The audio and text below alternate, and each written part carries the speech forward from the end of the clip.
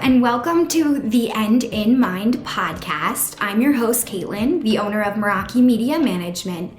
The End in Mind is a place where we come to share stories, tips, and strategies of many entrepreneurs, creatives, business owners, and just some people that aren't willing to live the traditional lifestyle. We talk about how to live outside of the box today and how to incorporate what really is important in your life to keep that end goal always in mind. Again, if you would like to reach out to me in any type of way, you can find me on Instagram at Meraki_media_management, and I hope to hear from you all soon. Thanks so much and enjoy our show.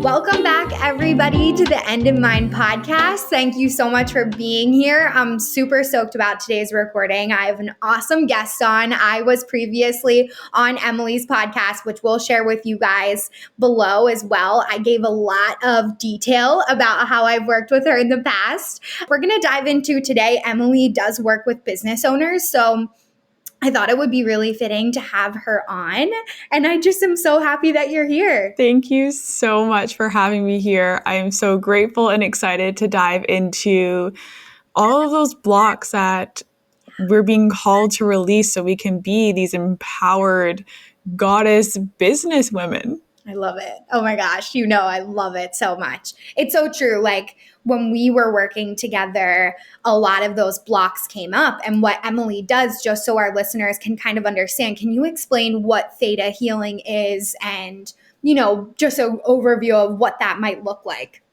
Yeah, so I am a Theta Healing practitioner and alchemy coach. And the way Theta Healing works is we consciously alter your brainwave states. So you are in a more coherent state to be able to access the most malleable part of the mind, that subconscious mind, which holds all that old, outdated programming to allow you to then, with grace and ease, release it and reprogram it with belief that you actually want to be living out of. I love it. Oh my gosh, it's so true. Like we got in, as you guys know, as most of the listeners know, my story just growing up with like a learning disability and a lot of the people in my direct community maybe didn't always understand that. And the comments that were made, because I'm a highly sensitive person, we just put out a podcast episode a few weeks ago about highly sensitive people. And I am definitely one of them. And it's like 20% of the world or something. It's such a small amount, but I feel like with what you do, you get back to why and how those sensitivities may have developed over time and what they look like after they manifest in someone, because it definitely changed for me over time. Yeah, so with this work, you can find out, like you said, that first experience where you may not have received one of your 3 essentials, that now you have built these layers upon layers of how you feel you can remain in quote unquote safe in the world, but you're living out of that 7-year-old, 5-year-old, 2-year-old self that did experience this form of trauma, that now it's no longer serving you, right? So it's in finding that experience and downloading what it feels like to be taken care of, to be loved, to feel good enough. That way, in this present life, you're not always continuously trying to search for validation that you're either not good enough or continue to search for ways to feel that love. So well said.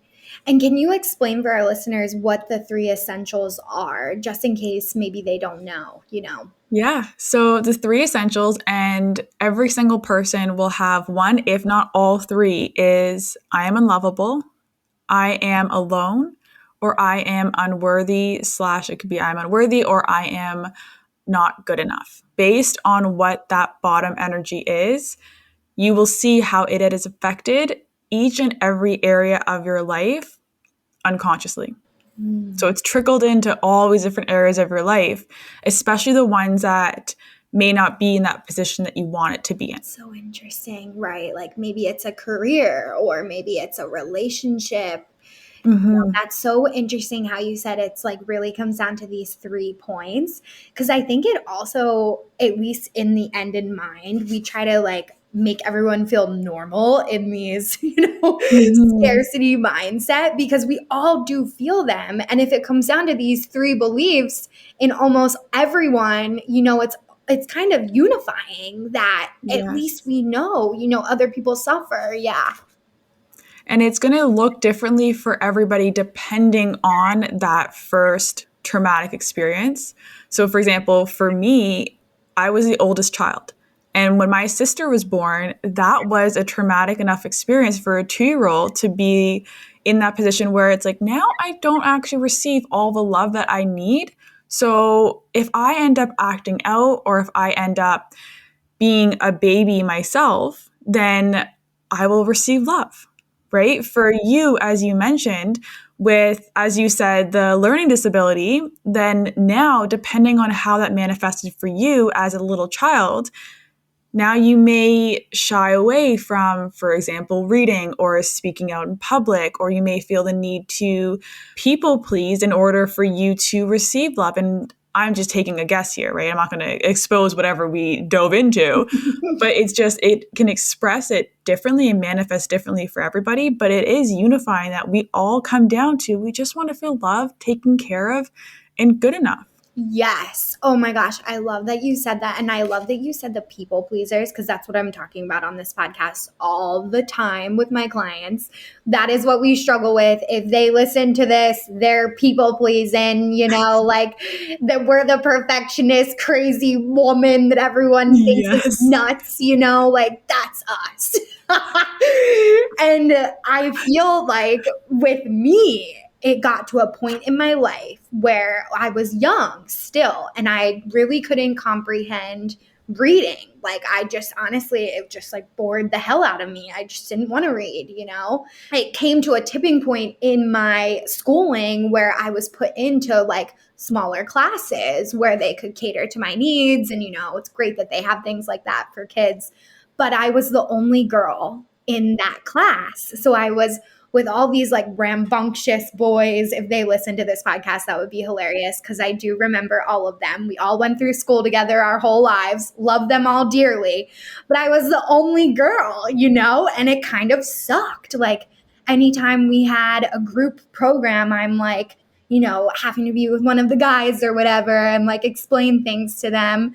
And I think one thing that really like tipped that for me was that I was the only girl. So if I didn't start to put energy towards reading, or if I didn't tackle these problems now, then I would stay where I was, for the rest of my life. Maybe I wouldn't go to college. That was a big belief for me when I was younger. And I was like, screw that, I'll just learn how to read. Everybody else can do it, like, why can't I do it? Mm-hmm. And it kind of like put me in this path to tackle any of those things that maybe came up for me because as I did it, it ended up working. But I can see for other people where maybe they tried to do that and it didn't work for them.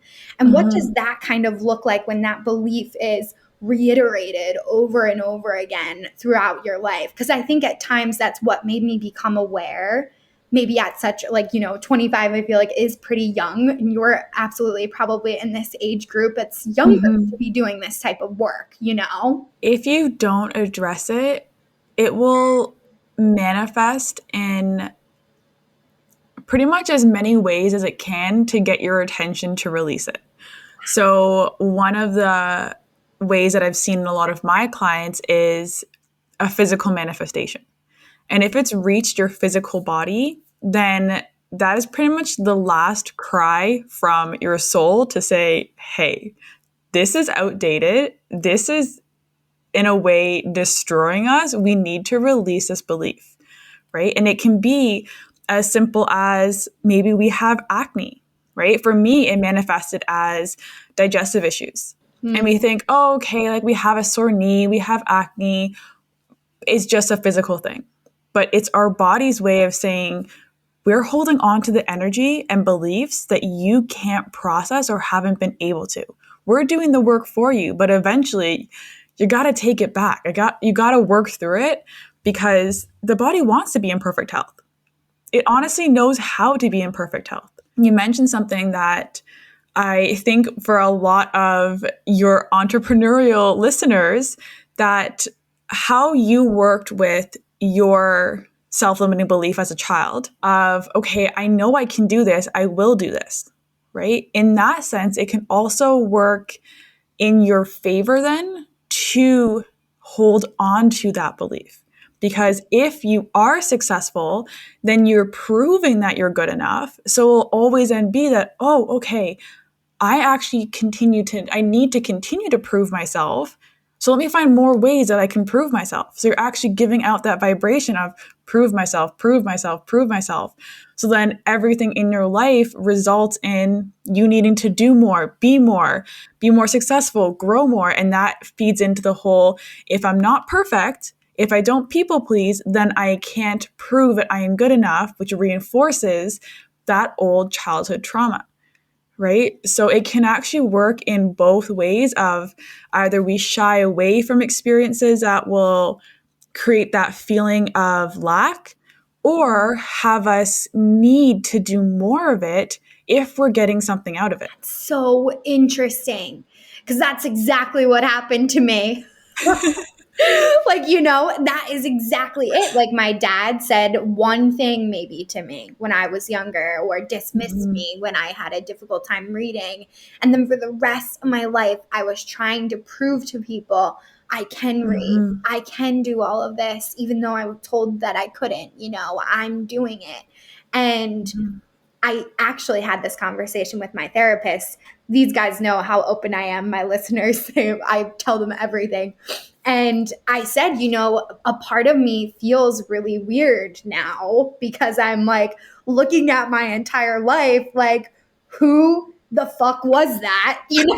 Like, literally, I hate to curse, but it's true. I'm like, I started my business seriously out of a belief to honestly show people, to people please, to show them that I could do it. And it's like, the whole reason why I started this podcast was for the end goal in mind. And I think until 2020, when I launched this podcast, I started to realize, like, if I don't like the business, I can just change it, Like, if I don't like what I'm doing, I can just change it. And that was one belief that I picked up that was probably helpful at that time. But instead of letting myself people please, when you notice these patterns, over the past few episodes, we've released a lot of episodes around patterns and identifying those patterns. Because for me, exactly like you said, it just kept coming up. Like, the anxiety, the worry, if I put something out that's incorrect, it's like ruins my entire day. I'm crippled, like sometimes it would manifest in my body. I would feel sick. I got high blood pressure, bowel issues, TMI, like it was so bad. And I was like, oh my God, I said to my therapist, I'm like, this will kill me. I have to tackle this head on. And I think that there's something to be said, which I would be interested to ask you, which I know is not on our list today, but is there something to be said about women that can like tap into this side? Not that men don't have this as well, because they absolutely have the intuitive side and we all have that as beings, but is there something a little bit more different when you work with women versus when you work with men? I'm just curious to know myself. So, yeah, there is a very much a big difference. And I've actually asked this question to Creator, which from our session, but Creator is pretty much the energy of creation. This is what I do my channeling from. And the message that I received is that this has come down to very much a generational belief in men that they need to be quote unquote strong. They need to be that protector of others, and you can't be shown as weak or vulnerable. So again, this comes down to those really deep ingrained beliefs on a cellular level that for a lot of men, they may not even realize that they have. They're like, yeah, I'm open, I'm sensitive, I can talk about this stuff, until they actually get to that point, right? So women are seen as more of the Again, generational beliefs, we're more of the weaker ones, right? We are more of the sensitive, the emotional, but as well, we are also the channel of life, right? We give birth to new life. So we have that divine connection with the energy of creation. So we are more open to feeling, our feeling center. We are so in tune. Think about the fact that every single month we have to go through feeling this massive pain. So we're so tuned into that it allows us to do more of this intuitive healing work. However, as you said, we're also super sensitive, right? So there's that duality on both ends of we want to be strong, we want to be sensitive, we have these beliefs, and yes, it's empowering to help us heal, but at the same time, we sometimes feel too much. Yeah. With men, they can't feel a lot. At the same time, they might want the help but not know how to do it. Yes. Oh my gosh, I resonate with that. I feel like I see that in a lot of people that I love, even if maybe they're, a woman and they just have more masculine energy, like, and I feel like that's myself, to be honest. A lot of people, when I first got into business, would say, like, I showed up very masculine, this is what you do, this is how you do things, like, which is so opposite of who I truthfully am. I would never tell anybody to do anything in my daily life. I would just say, if you want to try this, try it. And then once I started acting out of that, like, real identity, I guess your higher self, or connecting to that side of me, the clients started coming in, the business started flowing. Now I feel like the business is growing so fast, I'm like exhausted, which is a blessing, but it's a lot, and like entrepreneurship sets you on this fast path to healing. And is there any recommendations that you can have, to someone that's maybe they're listening to this podcast, they've identified their patterns now, they've gotten to maybe see, oh, this keeps coming up on a daily basis, a weekly basis. I don't really like that about myself, or maybe I want to change that. Is there something they can start to do if maybe they're not ready to do the whole theta experience? Because we will get into that as well and what that will entail. But for those beginners, It's one thing to be able to identify your patterns. The most challenging part can be to break those patterns. And it's in realizing that if you're trying to break it from this conscious beta brainwave state, then you are fighting against the 95% subconscious mind that is telling you you are wrong. So, for example, this is why affirmations don't always work, because you're saying it from this conscious space of, for example, I'm abundant, right? But if you have that old programming from childhood that says it's unsafe to be abundant, maybe you saw your parents struggling with money, and so you attach that experience to money is evil, money is unsafe, I will be unlovable with money, then no matter how much you say you are abundant, you'll never be able to bring in any abundance, whether it is monetary or in the form of love and safety, because it is unsafe for you. And your 95% subconscious mind is going to say, we're not abundant. We're not even close to abundant. So if you're wanting to truly change, once you've identified these patterns, it's then changing your brainwave state. So now you have access to that 95% subconscious mind. And the way you can do that is through meditation, because meditation moves you from that incoherent beta brainwave state to a coherent alpha and theta brainwave state. And from this space, you're able to access the most malleable part of your mind to rewrite from there. So doing your affirmations from there. I have an affirmation program. So it uses the work of your undercurrent self, that overthinking mind that says, why did this person say this? Why can't I do this? That part, it's in using that aspect of you to create your new reality and to break those programmings with the subconscious mind. So you're not working in resistance to it anymore, because that's why we can't change. That's why a lot of us keep repeating these patterns, because we're trying to change from here. We can't change from here. We have to change from our past, which can only be accessed through the subconscious mind. So interesting. Oh my gosh. And it makes so much sense to me, because even when I started on this journey, I'm like, I'm going to meditate. I'm going to do everything, And then you do it and you're like, wait, am I doing this right? I maybe get like fidgety in the beginning. A lot of my listeners have a difficult time sitting still for that amount of Mhm. time. I'm sure you may recommend this as well, but easing into it is a beautiful way to get started if you're anti-meditation, you hate it, like you can do it. I promise it's a blessing if you can make yourself sit and do exactly Mhm. what you said, go through the affirmations in that state. I think that was so beautifully explained. And would you say as well, like I've been hearing a lot of these things about the neural pathways, and is that more malleable as you were kind of mentioning in the brain at that meditative state? Okay. Yeah, that's usually what I work with when we're doing the theta healing, which is pretty much just healing from that subconscious mind, is that we do rewire those neural pathways. And the more and more you can continue to reinforce that new behavior from that subconscious mind, then it does create those new pathways that will allow you to experience that which you want to experience in your conscious waking life. It's not moving in your conscious waking life to try and change, but going to altered brainwave states to then change your frequency to then see it change in your current reality. I see. Oh my gosh, it's so complex, but it's really It's interesting.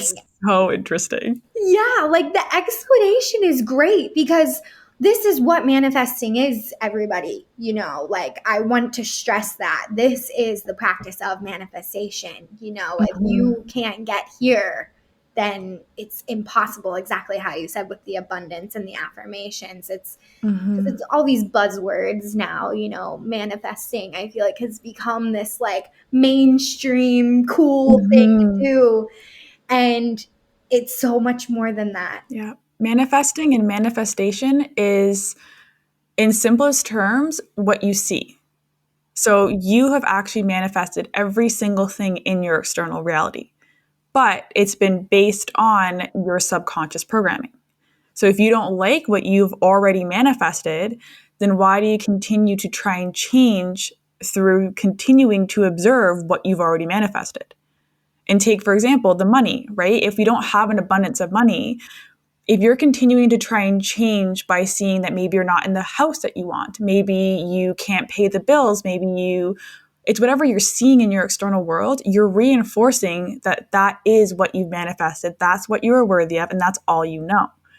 However, if you can move into this altered brainwave state and connect that new intention with what it feels like to be in that new reality with abundance, then you have changed your neural pathways, then you have changed your beliefs, then you have changed your frequency. So now you're sending out the vibration of abundance, abundance, abundance. So it comes back to you. And it may not come back in a week, it may not come back in a month, but if you continue to do it, it will eventually catch up to you because the physical manifestation is the last step. When we try and make it our first step and say, I need to see the money and then I will know I'm abundant. Well, it's actually the opposite. That's so well said. And I love how Emily said, just for our listeners, I want to stress this, the feeling, like the feeling behind it. I just love that you said the feeling because that's what no one is talking about that right now. I'm like, until I knew that I could start this business, until I saw it going smoothly at one point, we've gone through a lot of transitions, which most of my listeners know. And now we're kind of going Mhm. through that chaotic space again. I know that eventually we'll hit a point where it's going to be smooth sailing. So it's coming, but it's like in the moment, you have to be able to tell yourself, calm yourself down, keep that meditative state going. Like for me, I try to meditate daily to kind of keep my brain collected because in the chaos that is our clients and family and dogs and so many Mhm. things going on, you're being pulled in a million different directions. And I'd love to talk about, like, is the manifesting or the meditation one of the things that you work with people on? Like, how can we really start to learn more about how we can work with you and what that whole journey might look like? Yeah, so pretty much the foundation of everything I do is meditation. So if meditation is, and I say meditation can be for everybody. So even if it's not your thing or you think it's not your thing, you just haven't found the right balance and the right techniques to allow you to enter into that space. Because once you're in that space, it is your greatest superpower and it will allow you to do the things like bending time and astral travel and manifesting. So I host a weekly quantum meditation session every Thursday at 7 p.m. And it's free for everybody as a way for everyone to dip their toes into you can manifest, you can do this. And it's such an empowering feeling. Yeah, this is how I work with my alchemy coaching clients to figure out how they can manifest, how they can self heal with theta healing as meditation. But if everyone's searching for, because again, like you said, the buzzword is manifesting, everyone wants to create their own reality. Well, what better way to do that than to be in that position where you are in control? All you have to do is allow yourself that space to feel the abundance, the gratitude, the love, and any other elevated emotion that is tied to your new reality. Visualize it so deeply that it feels more real than your current reality, again, by being in those altered brainwave states, and then just sitting back and waiting, right? There's nothing that you need to do more than that. And my clients who have been through the alchemy coaching program, even the ones who have come to the weekly meditations, they've been able to manifest. I had one client who never meditated. After her first quantum meditation, she manifested $20,000. And I'm I like, love it. woman, you're a master manifester. Do you not see this? I have clients who have manifested dream partners. They've manifested trips, anything that they want. Even myself, I manifested my dream partner. And I used to be attracting narcissistic people, right? So it's only once I started to do this that you don't have to do anything. You don't have to try and figure out how it's done. The only inspired action you need to take is to sit down and meditate for an hour. And you will feel different. You will feel more in alignment.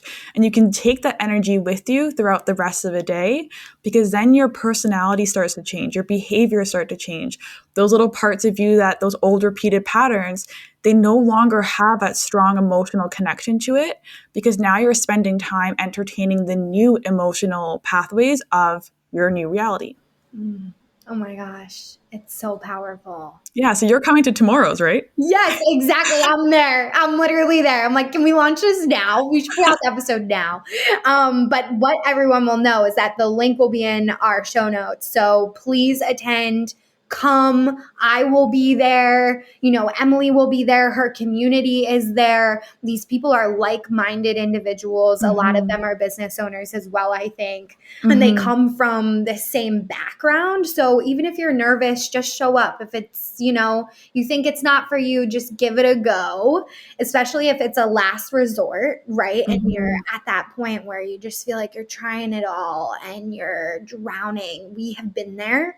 And this is honestly, meditation changed my life. Like I have never before in my life been more connected to my body and my brain and my heart, you know, like at one time. Yes, I love that. And especially after working with you, the meditation has become easier. I don't know if like people tell you that. Is that like a frequent thing that you hear?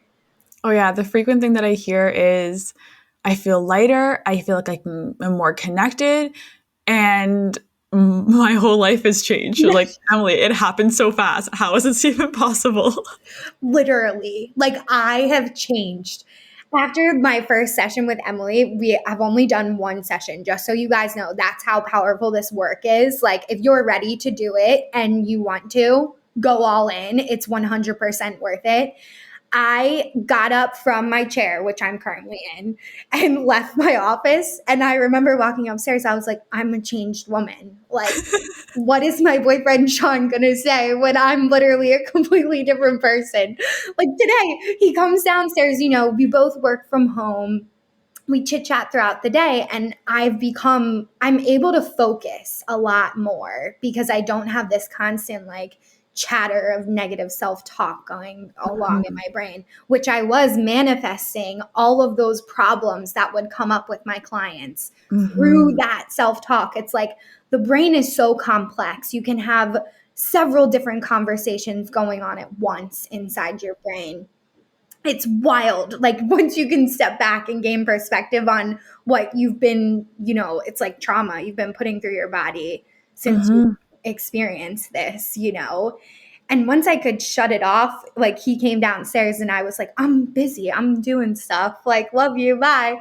And he's like, oh, I see. You don't even need to like talk to me throughout the day. I'm like, no, I don't need any distraction. I'm in the zone, And it works. Like before I would have just gotten up, maybe like gone upstairs, made some lunch or whatever. Not that I still don't do that, but distracted myself more, stayed on that distraction instead of like realigning my energy to what needs it at that moment. And I found it also, even though I was extremely tired after the session, which I would like to warn everyone, that is definitely. Oh, also bring tissues. That's a good disclaimer to have too. Lots of tissues are needed. I was like using my sweatshirt. It worked out great. But it was just so powerful. And I think that gaining even though I do feel like I'm digesting it still, we just did it not too long ago. This personal work can be tiring, but the more, which Emily stressed to me while we were on the call, like drink water, let yourself relax. And that was really helpful. I'm like, no one ever tells me to relax, like it's just nice to have people in your community like Emily that are going to tell you it's okay to relax. It is okay. Thank you. Yeah, it's something that I've definitely had to learn myself too, that especially for a lot of entrepreneurs, we go all the time. And it's finding that divine balance to rest.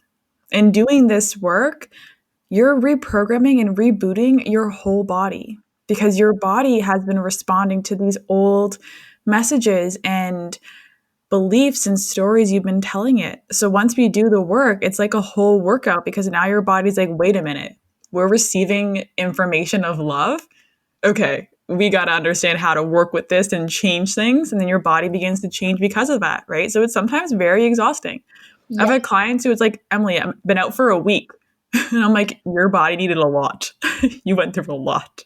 Oh my God, that's how I feel. I feel so tired. I'm glad that we're talking about this. I feel like we can dive in a little bit more because my body isn't sore, which I don't know why I thought that would be the case. Like my brain is sore. And what else is very interesting, I've become more aware of like when I tense my body, which is all the time. I've shared on this podcast a few times, I think. Like I was diagnosed with PTSD last year. So I tense up, like even when people are talking to me, if I feel like I have to perform or like put on a mask, I have to tense up, to like show up as that person. And it happens a lot in my feet. Isn't that so funny? But I'm like, why does it happen there? And like, I've just become so much more aware. Like even like 5 times as we're recording this podcast, I'm like, relax my feet. Like just relax my feet because I'm good, like I'm safe. I can relax. I can let my guard down. It's like I was constantly on fight or flight. Your body, it tells you what you need to know more than we ever realize.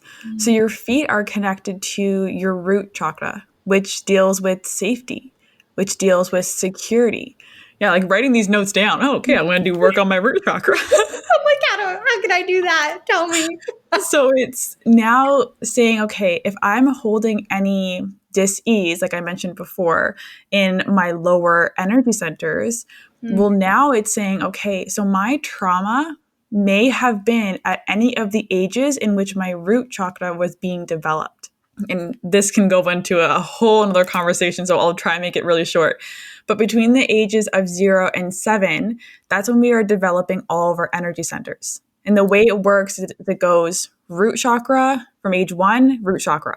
And then age 2, it's root chakra, sacral. And then it goes all the way up like that until the age of 8, where then it flips to sacral, root chakra, sacral, sacral, solar plexus, and it continues to build up like that.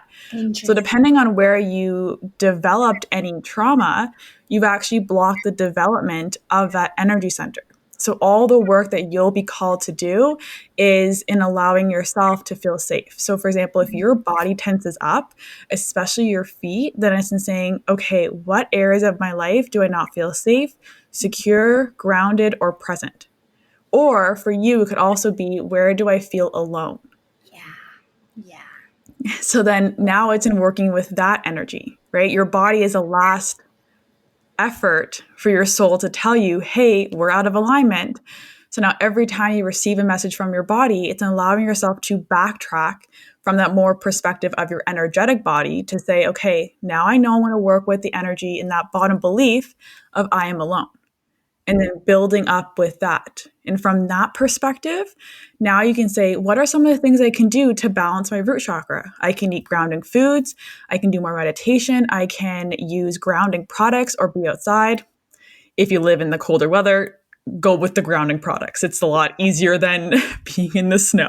Yeah. And using frequencies to help balance the root chakra. And you may find that that actually helps with releasing the tension from the core of it rather than trying to help the symptoms of that tension. Yes. I want to get to the core. I love that you said that because it's my intuition. It's like literally telling me like this is not what you're doing here. Like this is Mm-hmm. something that you've been through a long time ago and you need to Mm-hmm. like deal with it now. So for you in that energetic body, it's energy of I am alone. So work with that. Something about safety, finding out all the areas about safety. And this is something that I do in my alchemy coaching too, right? It's not working on the symptoms, but going to that bottom energy. We do this practice called the belief blueprint, where we figure out your energetic blueprint and how it's affected all areas of your life, and then those bottom beliefs behind it. So again, it's in working from the way you can see it is that you have your physical body, then your emotional, then your mental, then your energetic. So Okay. by bringing your awareness out into the energetic body, then you can do all the work. So that way, the physical manifestations, you don't even actually have to do much work on it because it trickles into eventually healing the body instead of healing the body and then hoping to eventually not feel alone. That makes complete sense. It's like an onion. Like Mm-hmm. start with the energy because that's the outer layer. Like you guys can't see, but Emily was kind of doing like a little diagram for me Yeah, I with was her moving hand. my hands all over the place. I love it. I love it. I'm the same way. Like the outer corner is the outer layer of that onion is your energy, and then your Mm-hmm. center is your body. So she starts from the outer in Mm-hmm. instead of most medical practices in today's Mm-hmm. society would start with the body outward. Mm-hmm. That's so interesting. And it's the same way with manifestation, right? We try and change the physical when you know how hard it is to change a physical? You have to move through time and you have to move through environment. When if you are in the quantum field and you're just pure consciousness, so in that energetic field, well, now all you have to do is find that potential in that quantum field, align yourself with that energy, and then it kind of goes inward to those layers of the onion until it physically manifests. Wow. And it's so much easier that way. There's no resistance. It's just, okay, attune myself, do the healing from here. And then you'll find that, and this works with a lot of my clients who are wanting to even lose weight, right? I'm like, don't worry about working out. Don't worry about eating the foods that you think you should or you shouldn't. Work on that belief on the outer part of you that says, I can't be in my ideal weight. It's unsafe for me to lose weight. And then your body will just automatically go back to that place of balance and homeostasis. Wow. That is amazing. I was like taking notes the entire time. And if you didn't take notes, I'm going to tell you to rewind and go take notes. That was a beautiful explanation and it makes sense. Like for me, I'm so logical. Like I want the science, I want a little bit of that Mm. explanation. A lot of my listeners tend to come from that same place as well. I think it's like the entrepreneurship brain. You're like, show me Yeah. how I'm going to do that, you Yeah. know? Give me the calculated costs and everything about how I'm going to do this. Yeah, you're like, wait, bring it back. I'm trying to get an explanation. But I love that because it makes so much sense to me when you start with that outer layer and you work in, it's less resistance, like you said, more calming, I would say, Mhm. for the body, because our bodies get like shocked. Like it's like culture shock, like something that's like pretty broad that everyone would understand. When you jump into like starting a new habit, or it's like why those New Year's resolutions maybe fall short, Yep.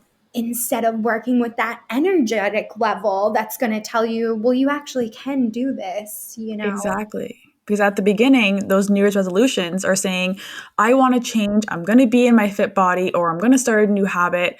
Again, that 5% conscious mind wanting this, right? When the subconscious at 95% says, good try, Emily, we're not worthy of this.